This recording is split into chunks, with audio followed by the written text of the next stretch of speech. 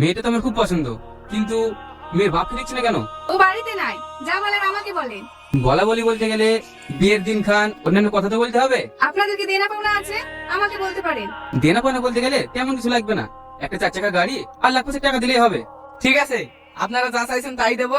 বিয়ের ডেটটা ফাইনাল করুন। আমার ডেট ঠিক করাই আছে, আপনাদেরকে ফোনে জানিয়ে দেবো। এখন তাহলে আসি।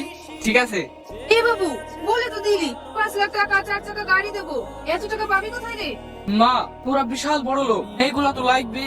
ভাই তোর সাথে আমি কোনোদিন কিছু চাইনি, আমি ওই ছেলেটাকে খুব ভালোবাসি। যাবার হোক তুই ওর সাথে আমার বিয়েটা দিতে না। ঠিক আছে, তুই কোনো চিন্তা করিস নি, আমি দেখছি। মা, আব্বার বডি ইন্স্যুরেন্স করে নাই? হ্যাঁ আছে তো, কেনে কি হবে? আচ্ছা মা, আব্বা যদি মরে যায় কয় লাখ টাকা পাওয়া যাবে? তাও 20 লাখ টাকা তো পাওয়া যাবে। 20 লাখ টাকা? ব্যাস। এ বাবু, তার মধ্যে আব্বাকে মেরে ফেলবি নাকি? হ্যাঁ মা, একদম ঠিক ধরেছো। ওই লোকটাকে মেরে আমার বোনের বিয়ে দেওয়া হবে, আমাদের টাকা নিয়ে এনজয় করা হবে।